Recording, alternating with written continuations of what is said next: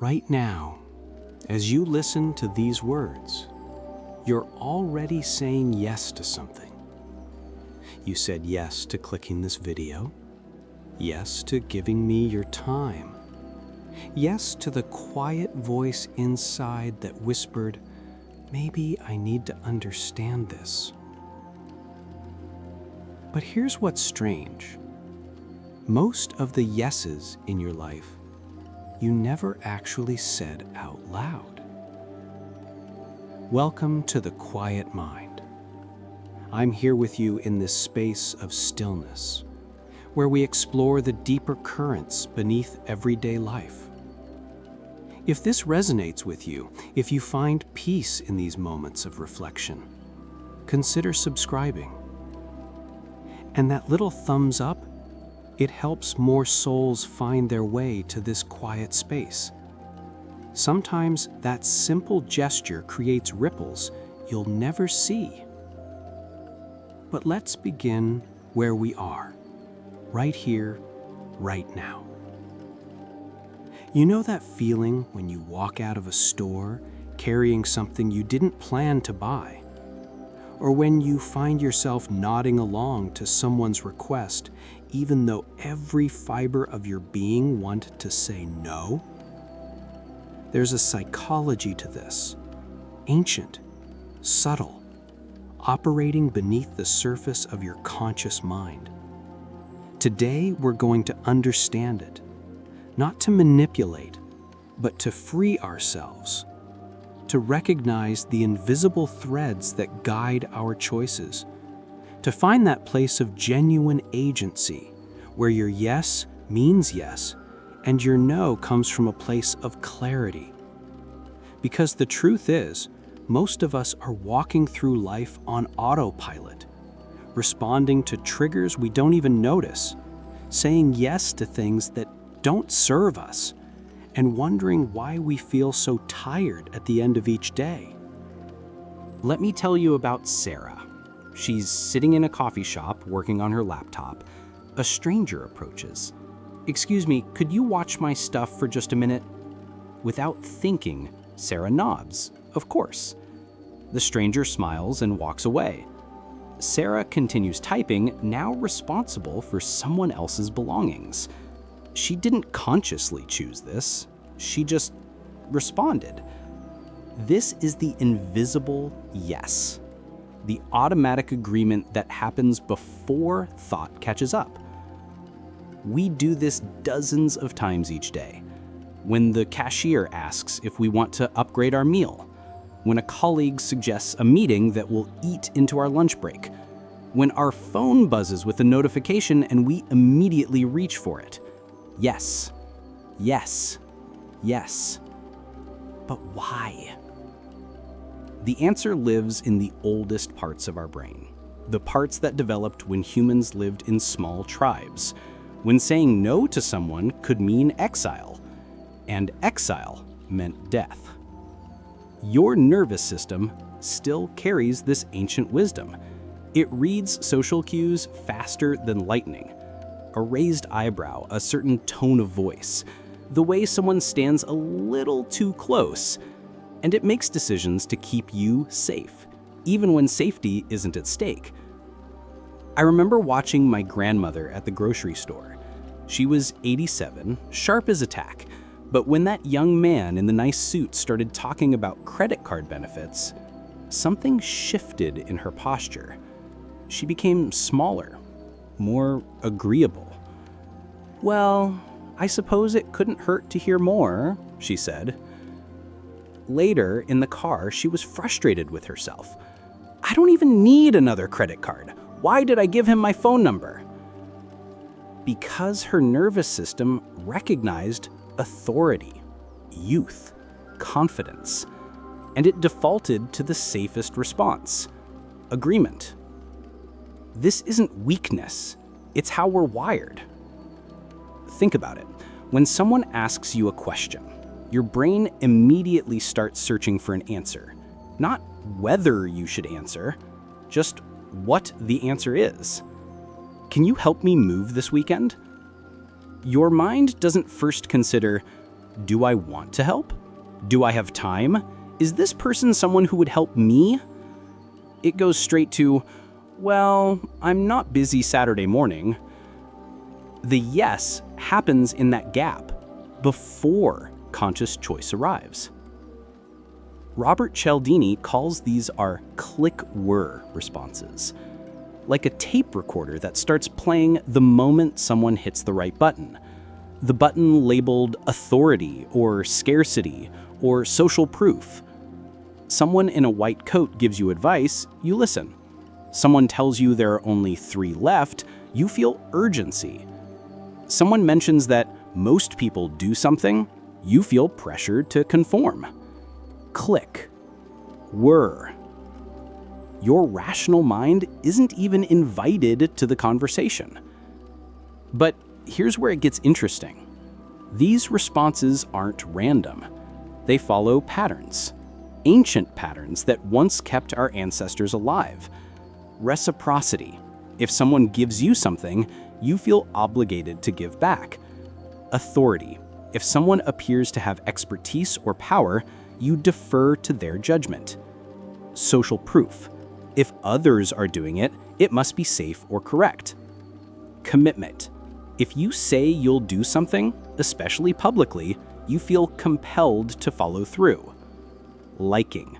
If you feel connected to someone, you're more likely to say yes to them. Scarcity. If something seems rare or limited, it becomes more valuable. These aren't bugs in your mental software, they're features, shortcuts that helped humans make quick decisions in a complex world. The problem is, we don't live in that world anymore. The person trying to sell you something isn't your tribe member looking out for your welfare. The authority figure might have ulterior motives. The scarcity might be artificial. But your nervous system doesn't know this. It's still using Stone Age software to navigate a digital age world. I want you to imagine something with me. You're at a dinner party. The host introduces you to someone new. Within 30 seconds, you find yourself nodding along to their political opinions, even though you don't actually agree. Why did this happen?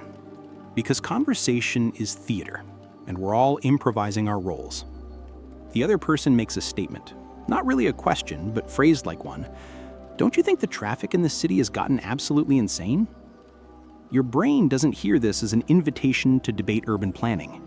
It hears a bid for connection, a small test. Are you friend or foe? So you nod. Oh, absolutely. It took me 40 minutes to get here. You've entered the theater of agreement, where the goal isn't truth or authenticity, it's social harmony. And once you're on that stage, it's hard to step off. The conversation flows. Each statement builds on the last. You find yourself agreeing to things you never would have agreed to if someone had asked you directly. This is how cults recruit people. Not with grand philosophical arguments, but with tiny agreements. Small yeses that feel harmless. You seem like someone who cares about the environment. Well, yes. And you probably worry about the future we're leaving our children. Of course. Most people don't realize how serious the situation really is. That's probably true. We're a group of people who are actually doing something about it. Oh, interesting.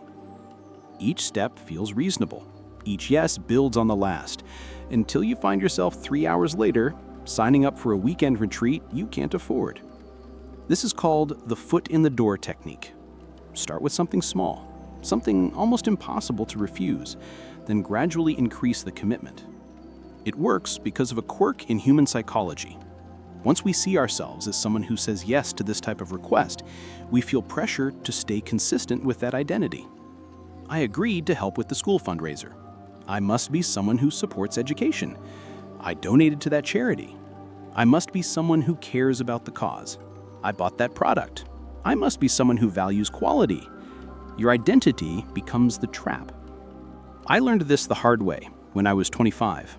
I was walking through the mall, and this young woman with a clipboard approached me. "Excuse me, do you care about children's rights?" Now, how do you say no to that? No, actually, I'm pro-child suffering. So I said yes. Of course I care about children's rights. Great. Would you mind answering just 3 quick questions? 3 questions seemed reasonable. I had time. Question 1. Do you think children deserve access to clean water? Yes. Question 2. Do you think children deserve protection from violence? Obviously, yes. Question 3. Do you think most people would agree with your answers? Well, yes. Perfect. So you understand why our organization's work is so important. We're actually having a special enrollment today. Normally, our monthly donation program starts at $50, but for people like you, people who clearly care, we can start you at just $25. And there I was, pen in hand, ready to sign up for a monthly donation to an organization I'd never heard of 5 minutes earlier. I caught myself just in time, but only because I recognized what was happening. She had used my own values against me. Or rather, she had activated my identity as someone who cares about children, then made saying no feel like a betrayal of that identity. This is the theater of agreement. We're all actors, playing roles we don't realize we've auditioned for. The role of the helpful person, the smart consumer, the team player, the good friend. And once we're in character, we feel compelled to stay in character. There's something profound that happens in the space between question and answer, a moment of possibility, where anything could emerge. But most of us never experience this space. We live in the aftermath of decisions we don't remember making. Let me share something personal with you. For years, I said yes to almost every social invitation. Dinners I didn't want to attend, parties that drained my energy, weekend trips that left me needing a vacation from my vacation. I told myself I was being social, connected, a good friend. But really, I was afraid. Afraid that saying no would reveal something about me I wasn't ready to face. That maybe I was the kind of person who preferred solitude, who found large groups overwhelming, who needed silence to feel whole. These seemed like character flaws. In a culture that celebrates extroversion, my natural tendencies felt like something to overcome. So I kept saying yes, and each yes felt smaller and smaller. Until one evening, I found myself at a restaurant with 8 other people. The conversation was loud, scattered, superficial. I was physically present, but completely absent. I excused myself to the restroom, looked in the mirror, and asked myself a question I'd been avoiding for years. What do you actually want? The answer surprised me. I wanted to go home. I wanted to sit with a book and a cup of tea. I wanted to watch the sunset from my window. I wanted quiet. But going home felt selfish, rude, like I was letting everyone down. And then I realized something. By staying when I didn't want to be there, I wasn't giving anyone my best self. I was giving them a hollow version, a performance of engagement rather than actual engagement. The people at that table deserved better, and so did I. So I went back to the table, and I told the truth. I'm really sorry, but I'm not feeling well. I think I need to head home. It wasn't entirely honest. I wasn't physically unwell, but I was spiritually unwell, energetically depleted, and that counts for something. The response surprised me. Instead of disappointment or judgment, there was understanding, even relief, as if my honesty had given others permission to acknowledge their own needs. 2 other people left within the next hour. This taught me something crucial. Our small choices create the texture of our lives. Each automatic yes, each unconsidered agreement, each moment where we choose harmony over authenticity. They accumulate like sediment in a riverbed, until one day we look around and realize we're living someone else's life. The job we took because it seemed like what we should want. The relationship we stayed in because leaving felt too complicated. The hobbies we abandoned because they weren't practical. death by 1,000 small yeses. But here's the thing about small choices. They work both ways. Each moment of conscious choice, each pause before responding, each time we check in with ourselves before automatically agreeing, these accumulate too, into a life that feels increasingly ours. I started practicing something after that dinner. I called it the pause protocol. Whenever someone asked me for something, my time, my energy, my attention, I would say, "Let me think about it and get back to you." Not because I needed time to decide, but because I needed to feel, to notice what arose in my body when I considered saying yes. Excitement? Dread? Neutral obligation?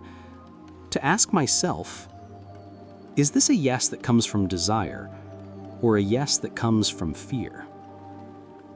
The pause created space, and in that space, choice became possible. Sometimes the answer was still yes, but it was a different kind of yes. An intentional yes.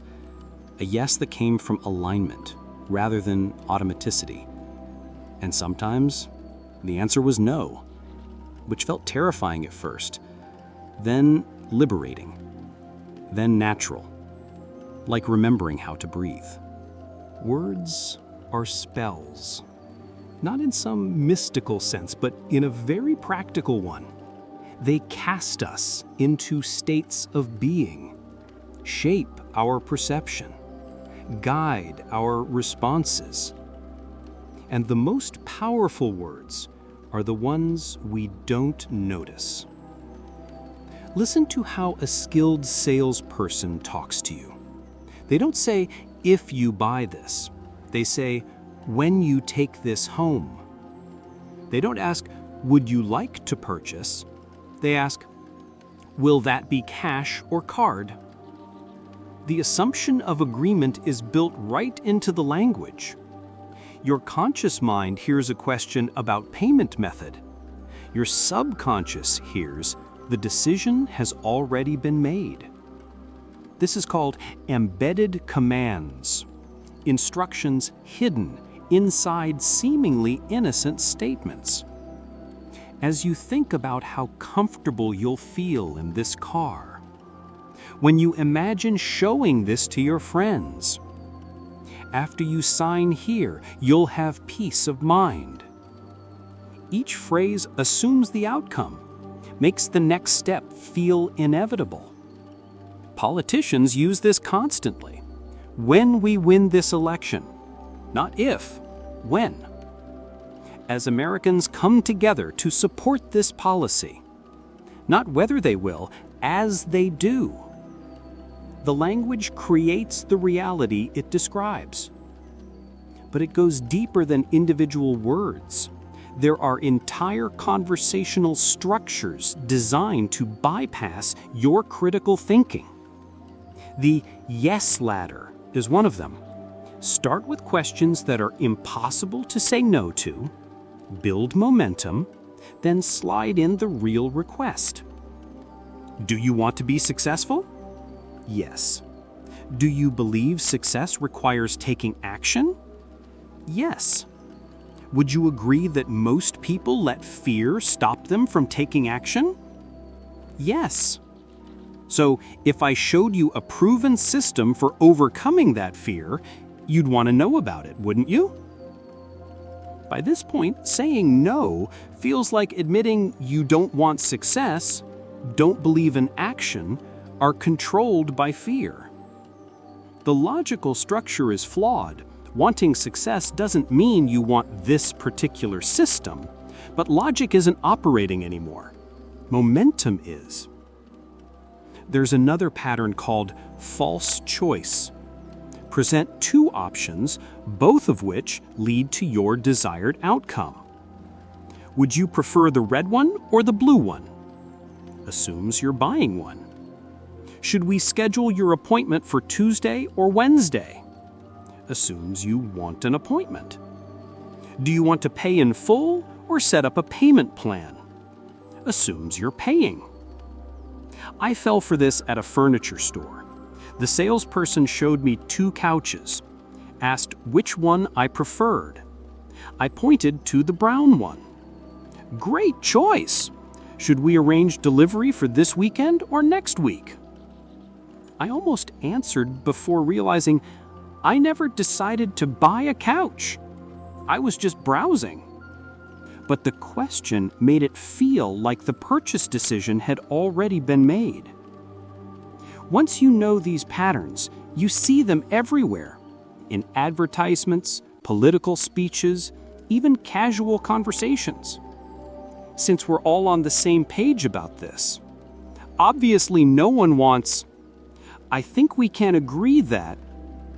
These phrases create artificial consensus, make disagreement feel antisocial, turn personal opinions into universal truths. But perhaps the most powerful language pattern is silence. Strategic pauses that make you uncomfortable, that pressure you to fill the space with agreement. This is a really great opportunity for someone like you. Silence implies expectation. Your natural impulse is to respond, to show you're engaged, to validate their assessment. So you nod, or say, "Uh-huh," or ask a follow-up question. And in that moment, you've entered their frame, started playing by their rules. Sales professionals are trained in this. They make their offer, then shut up. The first person to speak loses, because silence feels like pressure, like judgment, like something that needs to be resolved. But what if we reframed silence? What if instead of pressure, we saw it as space, as an invitation to pause, to breathe, to choose consciously? The next time someone uses silence to pressure you, try enjoying it. Let it linger. Notice what arises in the emptiness. Often, what arises is clarity. Every yes carries a story. I said yes because I'm helpful, because I'm professional, because I didn't want to seem rude. These stories feel like explanations, but really, they're justifications. Ways of making sense of choices we've already made, of maintaining a coherent sense of self even when our actions contradict our values. Let me tell you about David. He's a freelance graphic designer. Talented, creative, passionate about his work, but he has trouble saying no to clients. When a potential client emails him about a project he doesn't want to do, maybe it's boring or underpaid, or for a company whose values don't align with his, he still finds himself saying yes. And then he tells himself a story. I need to build my portfolio. It's good to have diverse experience. Maybe I can make it more interesting than it seems. These stories aren't entirely false, but they're not entirely true either. They're narratives that make his automatic yes feel intentional. The real reason David says yes? He's afraid of scarcity. Afraid that if he turns down this project, there won't be another one. Afraid that being selective means being unemployed. But he can't admit this to himself, because it doesn't fit his identity as a confident, successful, creative professional. So he creates stories that preserve his self-image, while keeping him trapped in a pattern that doesn't serve him. We all do this. We all have stories that explain our automatic behaviors. I'm just being polite. I'm afraid of conflict. I like to help people. I need to be needed. I don't want to disappoint them. I need everyone to approve of me. It's not that big a deal. I don't believe my needs matter. These stories aren't lies, exactly. They contain threads of truth, but they obscure the deeper truth, the unconscious drivers that actually guide our choices. And as long as we're living in our stories, we can't change our patterns. I learned this when I started paying attention to my own explanations, the way I would rationalize decisions that left me feeling depleted or resentful. One pattern kept showing up.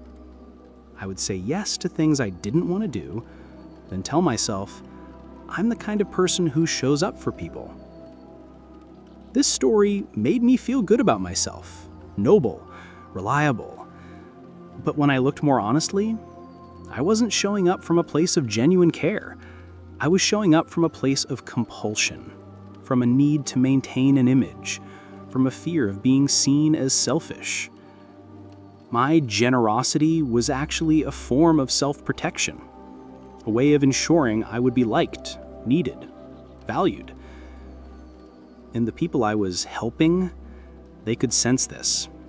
They could feel the difference between authentic generosity and obligatory performance. True helping comes from overflow, from having enough for yourself and wanting to share. False helping comes from depletion, from giving what you don't have in order to get something you need.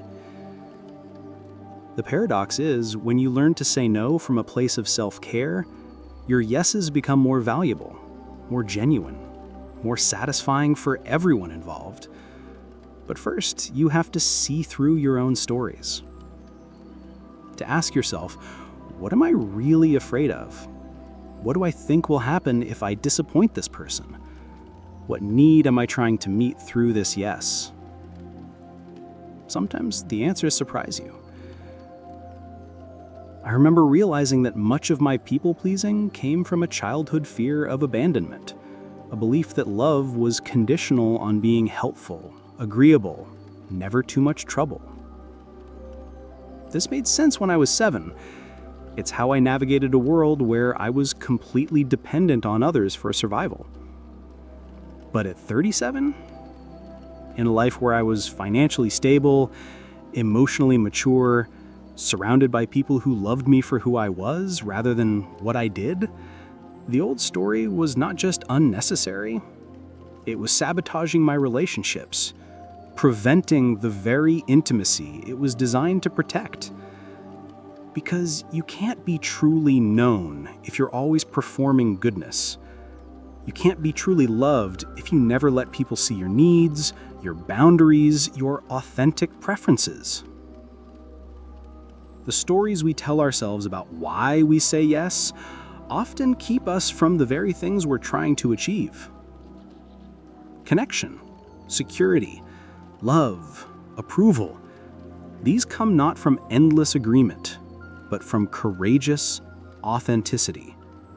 From showing up as you actually are, with your yeses and your nos, your availability and your limits, your wholeness. There's something beautiful about a skillful no. It's not harsh, not aggressive, not defensive. It's clear, kind, complete. Like a door closing softly. You can hear the click, but it doesn't slam. But learning to say no mindfully, it's like learning a new language, one that most of us were never taught.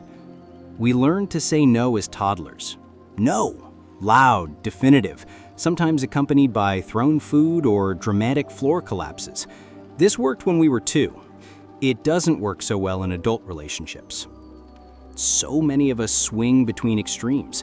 Either we say yes to everything until we're overwhelmed and resentful, or we build walls so high that nothing gets in.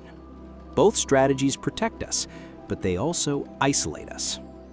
The middle path, the mindful no, requires something more subtle, more nuanced. It requires that we distinguish between the request and the requester, between setting a boundary and rejecting a person. Let me show you what I mean. Someone asks you to volunteer for a weekend event you don't want to participate in. The automatic yes says, "Sure, I'll figure out how to make it work." The reactive no says, "I can't believe you'd even ask me that. Don't you know how busy I am?" The mindful no says, "I really appreciate you thinking of me. This weekend isn't going to work for my schedule, but I hope it goes wonderfully." Notice the structure: acknowledgement, clear boundary, goodwill. You're saying no to the request without rejecting the relationship. But here's what makes it tricky. A mindful no requires that you tolerate disappointment, theirs and yours. Because when you say no, even skillfully, the other person might not be happy about it. They might express frustration, try to convince you to change your mind, make you feel guilty for not being more flexible. This is where most people's resolve crumbles. The discomfort of someone else's disappointment feels unbearable. So they change their no to a yes. But here's something I've learned. Other people's disappointment is not your emergency. It's information about what they wanted. It's not a judgment about what you should have provided. Learning to stay present with someone's disappointment without fixing it, managing it, or taking responsibility for it is one of the most important skills you can develop. Because disappointment is temporary. Resentment lasts much longer. When you say yes to something you don't want to do, you're actually not protecting the relationship. You're adding a subtle layer of resentment to it, a small debt that will need to be paid later, either through passive-aggressive behavior or emotional withdrawal, or an eventual explosion when the accumulated resentment becomes too much to bear. The mindful no prevents this accumulation. It keeps relationships clean, current, honest. But it requires practice. Because you're not just learning to say no to others, you're learning to say no to your own patterns, your own fears, your own stories about what makes you lovable. I started small, with low-stakes situations where the consequences of saying no were minimal. When the cashier asked if I wanted to donate $1 to charity, instead of automatically saying yes, I paused. Not today, thank you. When a colleague suggested lunch at a restaurant I didn't like, instead of going along with it, I offered an alternative. How about that new place on 5th Street instead? These tiny no's built my tolerance for minor disappointment, for the brief flash of awkwardness when someone's expectation wasn't met. And gradually, I worked up to bigger things, more important boundaries, more meaningful choices. Each time, I noticed what happened in my body before, during, and after saying no. The initial fear, the surge of guilt, the eventual relief. I learned that I could survive someone being momentarily upset with me, that most people forgot about small disappointments much faster than I expected, that the world didn't end when I chose my needs over someone else's wants. But perhaps most importantly, I learned that saying no from a place of self-respect actually improved my relationships. Because when people know you'll set boundaries when you need to, they trust your yeses more. They know you're not just agreeing to avoid conflict, you're agreeing because you genuinely want to. Beneath all of this, beneath the psychology and the patterns and the techniques, flows a deeper current. The question of who you are when no one is asking anything of you. Who you are in the silence between requests, in the space before response, in the moment when choice becomes possible. This is where the real work happens, not in learning to say no more skillfully, and that's important, but in connecting with the part of you that knows what you actually want. Because here's the secret that nobody talks about. Most of us don't know what we want. We know what we think we should want, what others want us to want, what would make us look good or successful or virtuous. But what do we actually want? In the depths of our being, when all the shoulds and expectations and social programming fall away? This is why the automatic yes is so seductive. It saves us from having to answer that question. When someone asks us to do something, we don't have to figure out what we prefer. We just help, comply, show up. It feels selfless, noble, but it's also avoidant. A way of living that never requires us to take full responsibility for our desires, our direction, our lives. I spent years like this, saying yes to opportunities that sounded impressive but didn't light me up, to relationships that looked good on paper but felt hollow in practice, to activities that kept me busy but not fulfilled, all the while telling myself I was being flexible, open-minded, going with the flow. But I wasn't flowing, I was drifting. There's a difference between flexibility and formlessness, between openness and emptiness. True flexibility comes from having a center, a core sense of self that remains stable even as circumstances change. You can bend without breaking because you know what you're made of. True openness comes from having boundaries, knowing what you are so you can appreciate what you're not. You can let influences in without losing yourself because you have a self to return to. But when you're constantly saying yes to external requests, you never develop this internal compass. You're always responding to other people's initiatives, never creating your own. And over time, this creates a kind of existential emptiness. A sense that you're living someone else's life, that your days are full, but your soul is hungry. This is the deeper cost of the automatic yes. Not just that you're busy or overwhelmed or resentful, but that you're disconnected from your own authentic desires, from the voice within that knows what brings you alive. I remember the moment I first heard this voice clearly. I was sitting in a coffee shop, working on a project I didn't care about, for a client who didn't appreciate my work, for money that barely covered my expenses. And suddenly I felt this deep sadness, not anger or frustration, just sadness for the person I was becoming, for the dreams I'd stopped listening to, for the life I was living by default rather than by design. In that moment, I asked myself a question I'd been avoiding. If nobody else's opinion mattered, if there were no expectations or obligations or practical concerns, what would I actually want to be doing right now? The answer surprised me. I wanted to be writing. Not marketing copy or blog posts or social media content, but real writing. The kind that comes from the heart, that tries to make sense of the strange experience of being human. I wanted to have conversations that mattered about consciousness and creativity and what it means to live a meaningful life. I wanted to help people, not by solving their surface problems, but by helping them reconnect with their deeper wisdom. These wants felt impractical, unmarketable, possibly naive, but they also felt true, like remembering something I'd always known but had forgotten.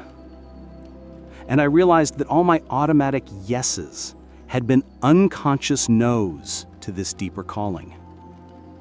Every time I said yes to something that didn't align with my authentic desires, I was saying no to the life I actually wanted. This is the hidden cost of people-pleasing. It's not just that you're tired or overwhelmed, it's that you're slowly abandoning yourself. Saying yes to everyone else's agenda, no to your own. But here's the beautiful thing about reconnecting with your authentic desires. When you know what you actually want, saying no becomes much easier. Because you're not just saying no to someone else's request, you're saying yes to your own path. Learning to live from your center rather than from reaction, it's not a one-time realization. It's a daily practice. A constant returning to the question, what's true for me right now? Not what should be true, Not what was true yesterday, not what might be true tomorrow. What's actually true in this moment, in my body, in my heart? This is where mindfulness becomes practical, not just as a meditation technique, but as a way of navigating choices. Because every request, every invitation, every opportunity is a chance to practice presence, to pause before reacting. I developed what I call the breath practice. Whenever someone asks me for something, I take one conscious breath before answering. Not a dramatic pause that makes them uncomfortable, just one breath, in and out. In that breath, I ask, what do I notice in my body? Expansion or contraction? Excitement or dread? Curiosity or resistance? The body knows before the mind does. It responds to possibilities with immediate, honest feedback, if you learn to listen. Sometimes the breath reveals an enthusiastic yes. My chest opens, energy rises. I feel genuinely excited about the possibility. Sometimes it reveals a clear no. My shoulders tighten, my stomach clenches, every cell in my body says, not this. And sometimes it reveals uncertainty, which is also valuable information. It means I need more time, more information, or more clarity about my own priorities before choosing. But the key is learning to trust these bodily signals, to honor them as wisdom rather than dismissing them as weakness. This goes against everything we're taught about being professional, about not letting emotions influence our decisions, about being rational, objective, practical. But what if emotions aren't obstacles to good decision-making? What if they're information? Your gut reaction to a request tells you something important about alignment, about fit, about what serves your deeper purposes and what doesn't. When you begin living from conscious choice rather than automatic reaction, something interesting happens. The change ripples outward, not just in your own life, though that's profound enough, but in the lives of everyone around you. Because authenticity is contagious. Permission is contagious. The courage to honor your truth gives others permission to honor theirs. I saw this firsthand when I started setting clearer boundaries at work. At first, there was some awkwardness, some confusion from colleagues who were used to my automatic availability. But gradually, something shifted. People started asking me for things more thoughtfully. They began to consider whether their requests were really necessary, whether the timing was appropriate. And more surprisingly, they started setting their own boundaries more clearly. My colleague Maria, who had always been the first to volunteer for extra projects, began saying no to assignments that didn't align with her career goals. My friend Jake, who used to say yes to every social invitation out of politeness, started declining events that drained his energy so he could be more present for the ones he actually enjoyed. It was as if my practice of conscious choice had given them permission to examine their own patterns, to question their own automatic responses. This is the paradox of boundaries. When you set them skillfully, they don't create distance, they create deeper connection. Because people can trust you more when they know you'll be honest about your limits. They know that when you say yes, you mean it. When you show up, you're really there. Your presence becomes more valuable because it's more intentional. But the ripple effect goes even deeper than personal relationships. It touches something fundamental about how we relate to power, to authority, to social pressure. Every time you pause before agreeing to something, every time you check in with your authentic desires before responding, every time you choose presence over reaction, you're practicing a form of quiet rebellion, not just against other people, but against the unconscious patterns that keep us all trapped in cycles of reactivity. You're modeling a different way of being, one where choices come from wisdom rather than fear, where boundaries are acts of self-respect rather than selfishness, where saying no is as valuable as saying yes. This matters more than you might think, because we live in a culture that profits from our automatic compliance, that depends on us saying yes without thinking, without feeling, without choosing. Every advertisement, every notification, every urgency-inducing message is designed to bypass your conscious choice, to trigger an automatic response that serves someone else's agenda rather than your own. When you develop the capacity to pause, to breathe, to choose consciously, you're not just improving your own life, you're participating in a larger awakening, a collective movement toward more authentic, more intentional, more wisdom-based living. But this practice isn't always easy. There will be times when conscious choice feels lonely, when everyone else seems to be moving faster, responding quicker, saying yes more readily. You might worry that you're missing opportunities, that you're being too picky, that your thoughtfulness is actually just fear dressed up as wisdom. These doubts are normal. They're part of the process. Because learning to live authentically means disappointing the part of you that wants to be liked by everyone, approved of by everyone, needed by everyone.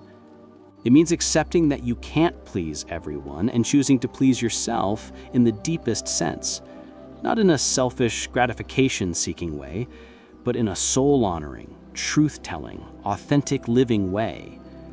This is perhaps the most challenging aspect of the practice, learning to tolerate the discomfort of not being everything to everyone, learning to trust that being genuinely yourself is more valuable than being a pleasant version of what others expect, learning to believe that your authentic presence is worth more than your people-pleasing performance.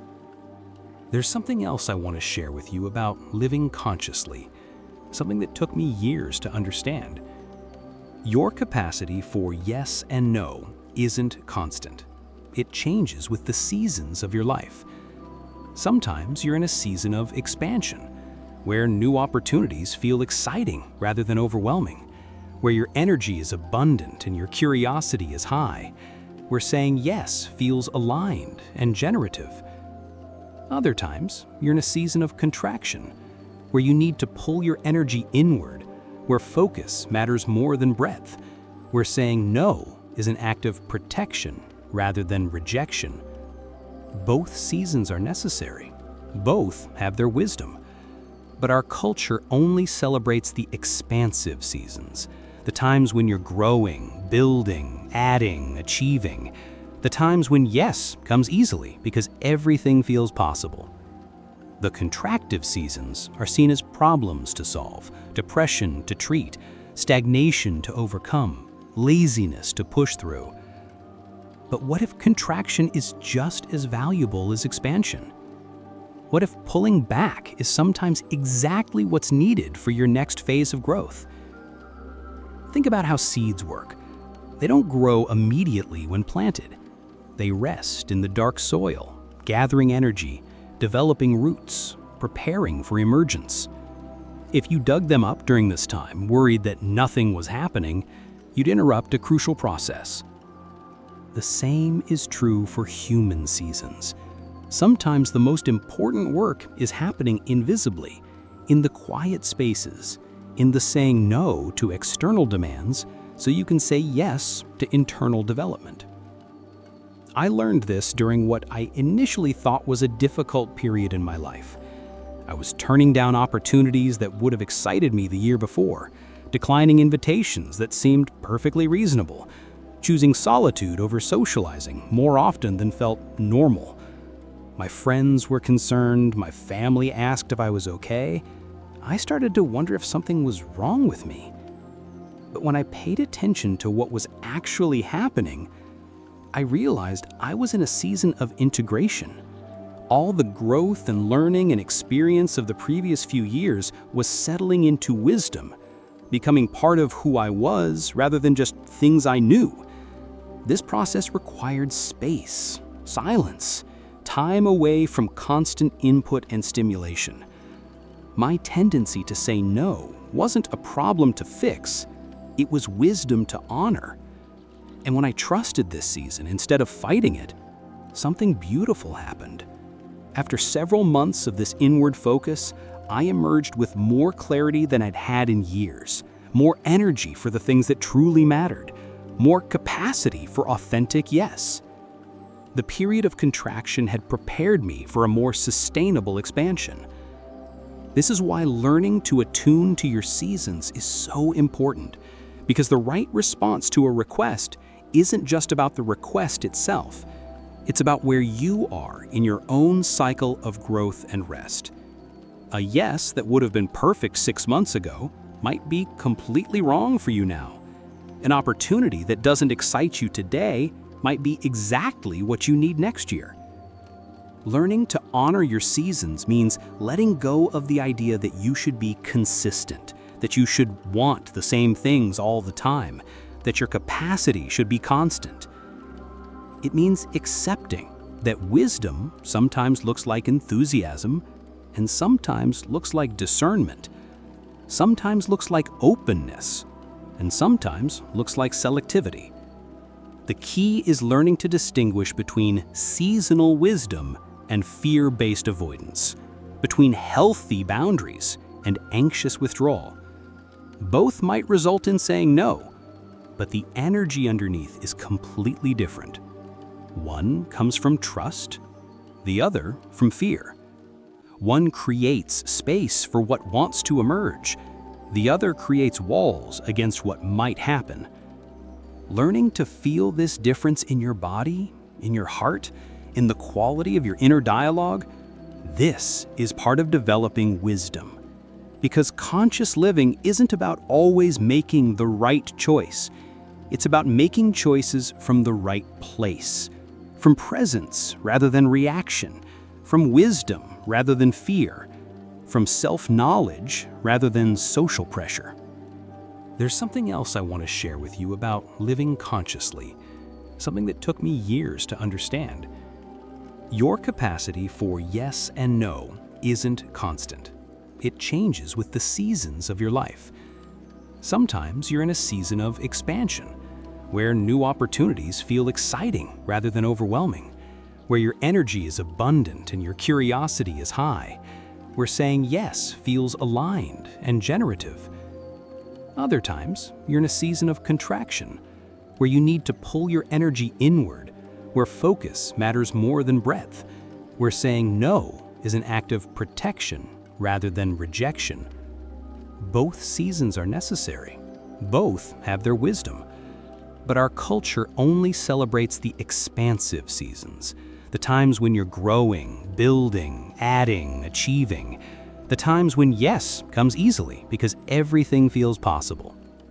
The contractive seasons are seen as problems to solve, depression to treat, stagnation to overcome, laziness to push through. But what if contraction is just as valuable as expansion? What if pulling back is sometimes exactly what's needed for your next phase of growth? Think about how seeds work. They don't grow immediately when planted. They rest in the dark soil, gathering energy, developing roots, preparing for emergence. If you dug them up during this time, worried that nothing was happening, you'd interrupt a crucial process. The same is true for human seasons. Sometimes the most important work is happening invisibly, in the quiet spaces, in the saying no to external demands so you can say yes to internal development. I learned this during what I initially thought was a difficult period in my life. I was turning down opportunities that would have excited me the year before, declining invitations that seemed perfectly reasonable, choosing solitude over socializing more often than felt normal. My friends were concerned, my family asked if I was okay. I started to wonder if something was wrong with me. But when I paid attention to what was actually happening, I realized I was in a season of integration. All the growth and learning and experience of the previous few years was settling into wisdom, becoming part of who I was rather than just things I knew. This process required space, silence, time away from constant input and stimulation. My tendency to say no wasn't a problem to fix, it was wisdom to honor. And when I trusted this season instead of fighting it, something beautiful happened. After several months of this inward focus, I emerged with more clarity than I'd had in years, more energy for the things that truly mattered, more capacity for authentic yes. The period of contraction had prepared me for a more sustainable expansion. This is why learning to attune to your seasons is so important, because the right response to a request isn't just about the request itself. It's about where you are in your own cycle of growth and rest. A yes that would have been perfect 6 months ago might be completely wrong for you now. An opportunity that doesn't excite you today might be exactly what you need next year. Learning to honor your seasons means letting go of the idea that you should be consistent, that you should want the same things all the time, that your capacity should be constant. It means accepting that wisdom sometimes looks like enthusiasm, and sometimes looks like discernment, sometimes looks like openness, and sometimes looks like selectivity. The key is learning to distinguish between seasonal wisdom and fear-based avoidance, between healthy boundaries and anxious withdrawal. Both might result in saying no, but the energy underneath is completely different. One comes from trust, the other from fear. One creates space for what wants to emerge, the other creates walls against what might happen. Learning to feel this difference in your body, in your heart, in the quality of your inner dialogue, this is part of developing wisdom. Because conscious living isn't about always making the right choice. It's about making choices from the right place, from presence rather than reaction, from wisdom rather than fear, from self-knowledge rather than social pressure. Now we come to perhaps the most challenging aspect of living consciously: how to maintain authentic relationships while honoring your own truth. Because here's what nobody tells you about personal growth. As you become more clear about your boundaries, more honest about your needs, more selective about your yeses, some relationships will change. Some will deepen, become more genuine, more satisfying. Others will become strained. People who were comfortable with your automatic availability might struggle with your intentional choices. This can be heartbreaking, especially when it involves people you care about. I remember the first time a close friend got angry with me for declining an invitation. We'd been friends for years. I had never said no to her requests before. When I explained that I needed some quiet time to recharge, she took it personally. "You're becoming so selfish," she said. "You never used to be like this." Part of me wanted to immediately apologize, to say yes to prove I wasn't selfish, to return to the easier dynamic where I was always available. But I realized something important in that moment. Her reaction wasn't really about my choice. It was about what my choice revealed about our relationship. For years, our friendship had been built on my willingness to prioritize her needs over my own. My yes had been so automatic that she'd never had to consider whether her requests were reasonable, whether the timing worked for me, whether I was giving from overflow or depletion. My boundary forced her to confront something she'd been avoiding, that healthy relationships require mutual consideration, that friendship isn't just about getting your needs met, but about caring for the other person's well-being too. This was uncomfortable for her, and I understood why. It's difficult to realize that you've been taking someone for granted, even unintentionally. But my choice was to either return to the old dynamic where I gave beyond my capacity to avoid conflict, or hold space for a new kind of relationship, one based on mutual respect rather than one-sided accommodation. I chose the latter, and it was difficult. She pulled away for several months.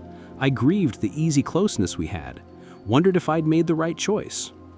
But slowly, gradually, she began to adjust, to ask before assuming, to check if timing worked for me, to offer reciprocal support. Our friendship became more balanced, more genuine, more satisfying for both of us. But not all relationships make this transition. Some people are only comfortable with relationships that serve their needs without requiring you to consider yours. When you start setting boundaries, these relationships often end, not necessarily in dramatic confrontations, but in gradual drifting. Less contact, less intimacy, less investment from either side. This is painful, but it's also clarifying, because relationships that depend on your lack of boundaries aren't really relationships. They're arrangements. You provide accommodation, they provide what? Approval? Company? The illusion of connection? True friendship can handle disappointment, can navigate the reality that you both have needs, limits, preferences, and bad days. True friendship doesn't require you to be endlessly available or infinitely accommodating. True friendship includes space for authenticity, for growth, for changing seasons and evolving priorities. But developing these kinds of relationships requires something that can feel risky. Showing up as you actually are rather than as who you think people want you to be. This means expressing preferences instead of always deferring to others. This means sharing your struggles instead of pretending everything is fine. This means asking for support instead of always being the supporter. It means being human instead of being perfect. This vulnerability can feel terrifying, especially if you've built your identity around being low maintenance, easy to please, always positive. But vulnerability is also what creates real intimacy, real connection, real love. Because people can't love who you really are if you never show them who you really are. And you can't feel truly loved if you're always performing lovability instead of simply being lovable. The practice of conscious relationship, then, becomes about finding and nurturing connections that can hold your full humanity, your yeses and your nos, your availability and your limits, your generosity and your needs. These relationships might be fewer than the ones built on automatic accommodation, but they'll be infinitely more nourishing. As we near the end of our time together, I want to return to something fundamental, something that underlies everything we've explored. The journey from automatic yes to conscious choice is really a journey home, home to yourself, to your authentic desires, to your inherent wisdom. Because somewhere along the way, maybe in childhood, maybe in school, maybe in your first job, you learned that being yourself wasn't enough, that you needed to be more agreeable, more accommodating, more available to be worthy of love and belonging. And so you began the long process of abandoning yourself, of saying yes to others' needs while saying no to your own, of becoming who you thought others wanted you to be instead of who you actually were. This abandonment was gradual, subtle, often unconscious. But the return can be swift, revolutionary, life-changing, because your authentic self hasn't gone anywhere. It's been waiting patiently beneath all the people-pleasing and automatic accommodation, beneath all the stories about who you should be and what you should want, ready to emerge the moment you create space for it. This is what the pause creates. This is what the conscious breath offers. This is what the mindful no protects. Space for your authentic self to surface, to speak, to choose. And when it does, when you begin making choices from this deeper place, everything changes. Not just your schedule, though that often simplifies, not just your relationships, though those often improve, but your entire relationship with life itself. You stop feeling like a victim of circumstances, like someone to whom things happen, like a passenger in your own existence. You begin to feel like the author of your experience, the creator of your choices, the conscious participant in your own unfolding. This doesn't mean you control everything. Life still brings surprises, challenges, losses, changes you didn't choose. but it means you have agency in how you respond, presence in how you choose, wisdom in how you navigate. You become someone who happens to life rather than someone to whom life happens. And this is perhaps the greatest gift of learning to say no consciously. Not that you become more selective or more protected, but that you become more alive, more present to your own experience, more responsive to your actual needs, more generous from a place of overflow rather than depletion, more yourself. I think about the person I was before I learned these skills, always busy but rarely fulfilled, always helping but often resentful, always accommodating but secretly exhausted. I was living someone else's life, following someone else's agenda, saying yes to everyone except the deepest part of myself. And I think about who I am now, still helpful, but by choice, still generous, but from abundance, still connected to others, but not at the expense of my connection to myself. The change wasn't traumatic. It happened slowly, choice by choice, breath by breath, conscious no by conscious yes. But the cumulative effect has been profound. I wake up most mornings knowing how I want to spend my day. I go to sleep most nights feeling aligned with how I actually spent it. My relationships are more honest, more balanced, more nourishing. My work feels more purposeful, more creative, more sustainably engaging. My solitude feels more restorative, more rich, more chosen rather than imposed. This doesn't mean my life is perfect. I still sometimes say yes when I mean no. I still sometimes get caught in old patterns of automatic accommodation. But I catch myself faster now. I course correct more quickly. I forgive myself more gently. Because this isn't about perfection. It's about practice. The ongoing practice of choosing consciousness over automaticity, presence over reaction, authenticity over performance. The practice of coming home to yourself again and again in each moment when choice becomes possible. What we've been exploring together isn't just personal development. It's part of something larger, a quiet revolution happening in hearts and minds around the world. A movement away from unconscious compliance toward conscious choice. Away from automatic accommodation toward authentic relationship. Away from fear-based reactivity toward wisdom-based response. This revolution doesn't happen in the streets. It happens in coffee shops when someone takes a breath before agreeing to something they don't want to do. It happens in offices when someone says, "Let me think about that and get back to you," instead of immediately saying yes. It happens in families when someone sets a loving boundary instead of silently accommodating dysfunction.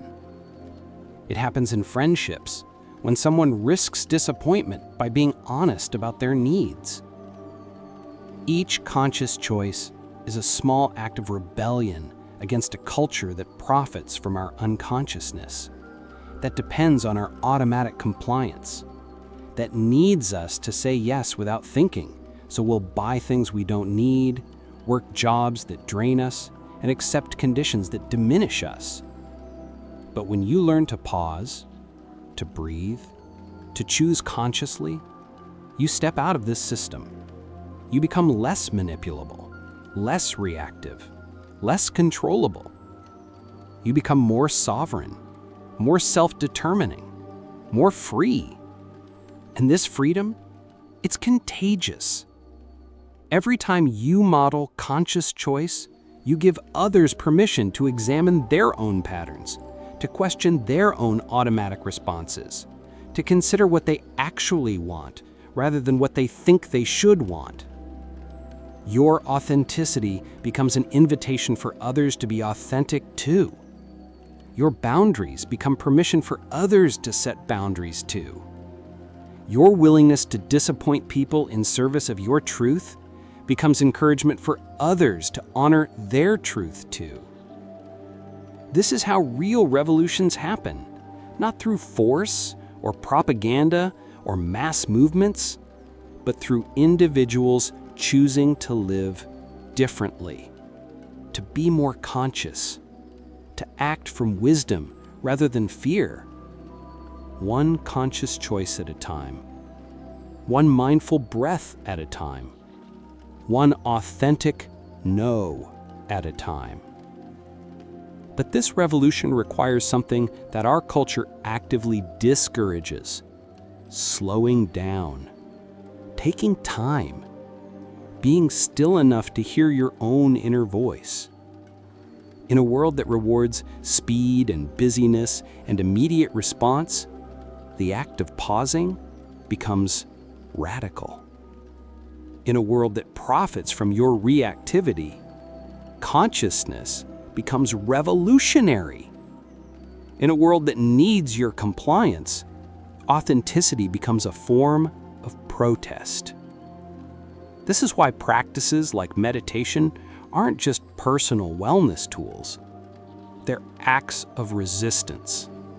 They develop your capacity to stay present instead of reactive, to choose consciously instead of automatically, to access your own wisdom instead of being swept along by external pressures. Every moment of mindfulness is a moment stolen back from the forces that want to keep you unconscious. Every conscious choice is a victory for your authentic self over your conditioned patterns.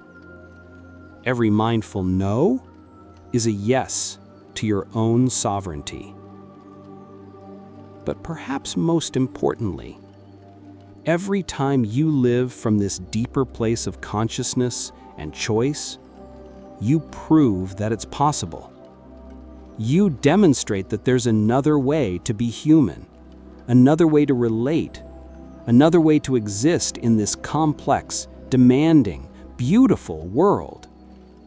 You become living proof that we don't have to be victims of our conditioning, that we can wake up from the trance of automatic response, that we can learn to live from consciousness rather than reactivity. And in a world that often feels hopeless, chaotic, beyond individual influence, this matters more than you might realize.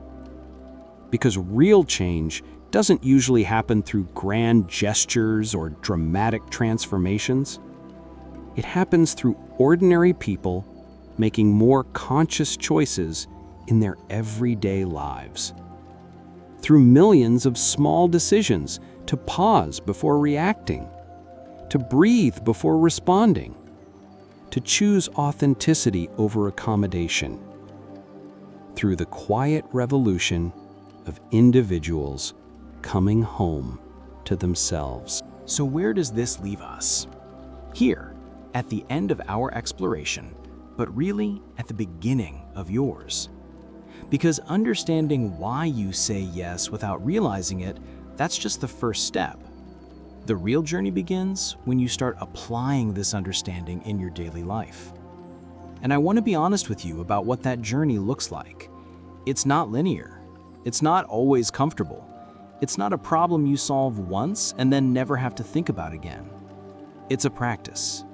A way of being that you choose again and again in each moment when choice becomes possible. Some days you'll remember to pause before responding. You'll check in with your body, your heart, your deeper wisdom. You'll make choices that align with your authentic values and leave you feeling energized and clear. Other days you'll forget. You'll slip back into old patterns. You'll say yes when you meant no, or react instead of respond, or accommodate when you should have set a boundary. This is normal. This is human. This is part of the practice. The goal isn't perfection, it's consciousness. Not eliminating all automatic responses, but catching them more quickly. Not never making choices you regret, but learning from them more deeply. Each time you notice that you've slipped into unconscious reaction, you have an opportunity, not for self-judgment, but for self-compassion, not for criticism, but for curiosity. What was happening in that moment? What triggered the automatic response? What need were you trying to meet? What fear were you trying to avoid? These questions aren't meant to torture you with analysis. They're meant to increase your self-understanding, to help you recognize your patterns so you can make different choices next time.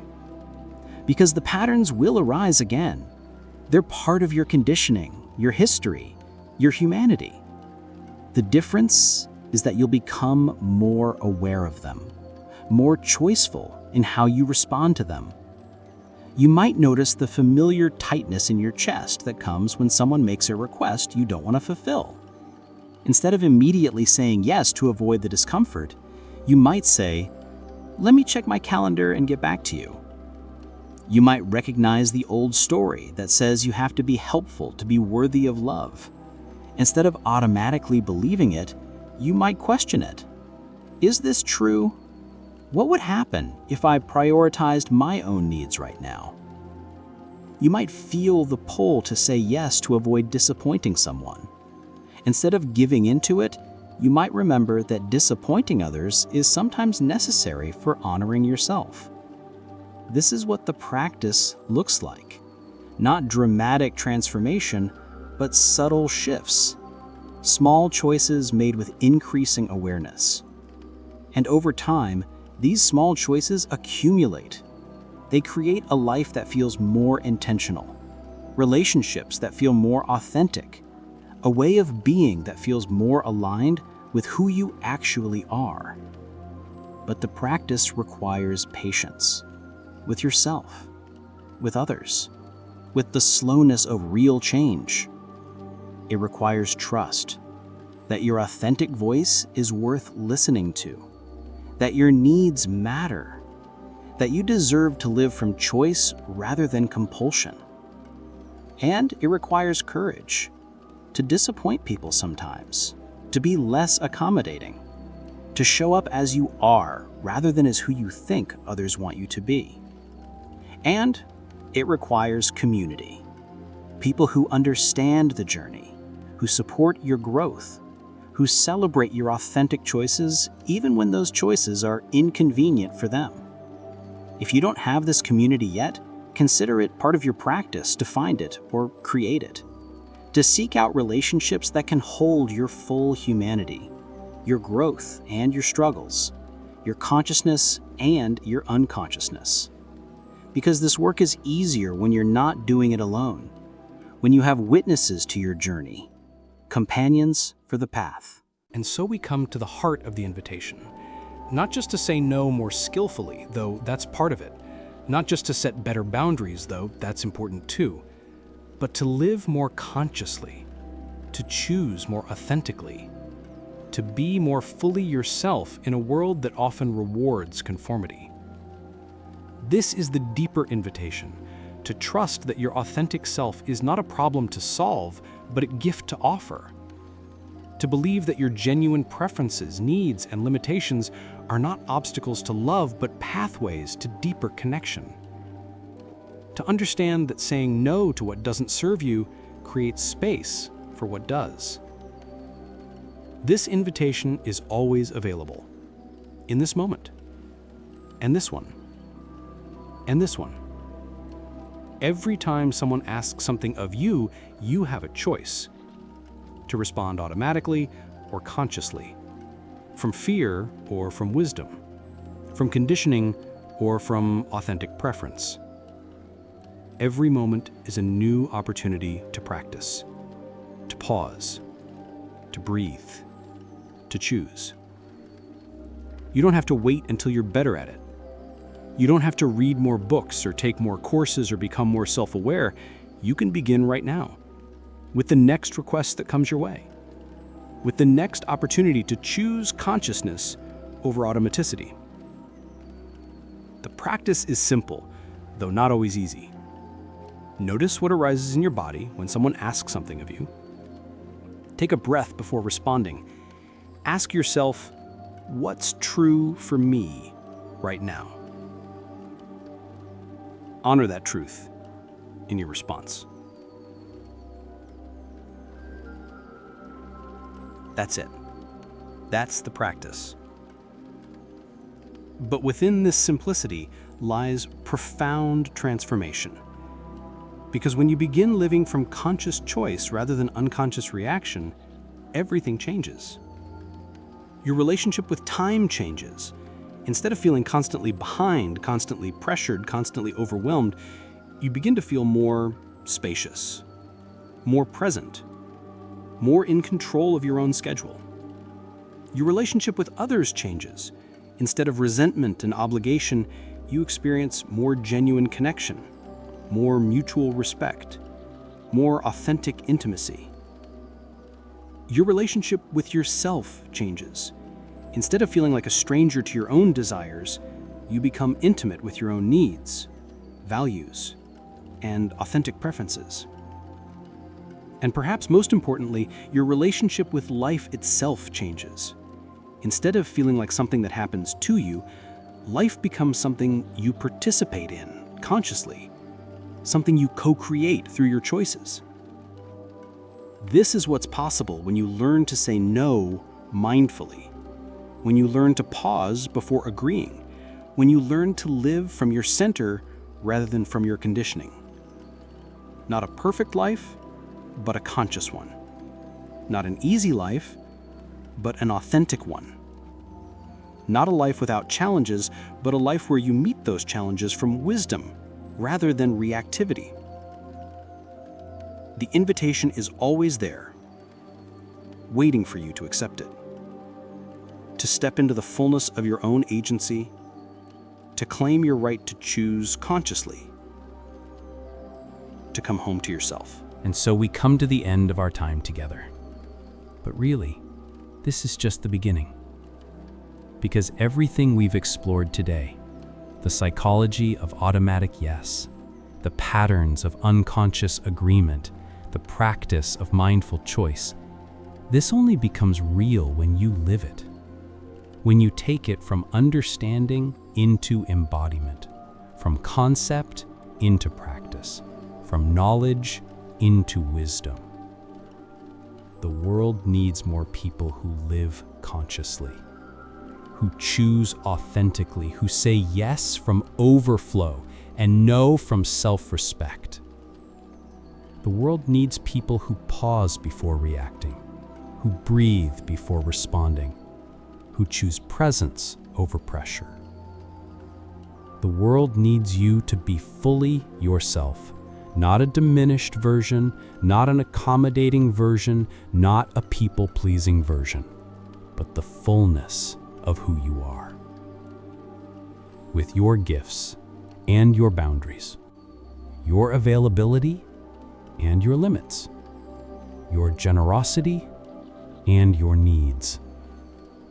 This is your invitation, your opportunity, your responsibility to live consciously in a world that profits from unconsciousness, to choose authentically in a culture that rewards conformity, to be present in a society that promotes reactivity.